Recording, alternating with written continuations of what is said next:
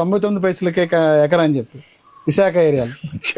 అసలు ఇదే పని జగన్మోహన్ రెడ్డి గారి గవర్నమెంట్ చేస్తే ఖచ్చితంగా చంద్రబాబు నాయుడు, పవన్ కళ్యాణ్, బీజేపీ వాళ్ళందరూ కూడా అమ్మో అమ్మో అమ్మో ఇందులో ఎన్ని 100 కోట్లు అవినీతి చోటు చేసుకుందో అని చెప్పి ఇళ్ల కప్పెక్కి మాట్లాడేవాళ్ళు. ఇవాళ ఈ ప్రభుత్వం టాటా కన్సల్టెన్సీ TCS ఆ సంస్థకి ఎకరం 99 పైసల కాడికి లీజుకి ఇచ్చారు. కాగ్నిజెంట్ అనే సంస్థకి 99 పైసల కాడికి ఇచ్చారు. TCSకి సంవత్సరానికి నికర లాభం ఎంతో తెలుసా మీకు?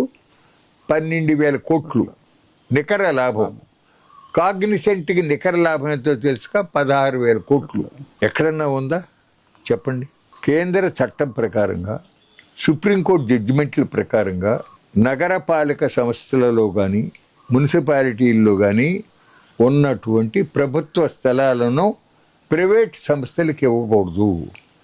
వాటిని భవిష్యత్ తరాల వారికి విద్య, వైద్య, ఇతర సామాజిక అవసరాలకు అవసరం వచ్చే పరిస్థితులు ఉంటాయి కాబట్టి అలాట్ చేయకూడదు. ఒకవేళ తప్పనిసరి అలాట్ చేయాల్సి వస్తే మార్కెట్ వాల్యూ కన్నా తక్కువకి అమ్మరాదు.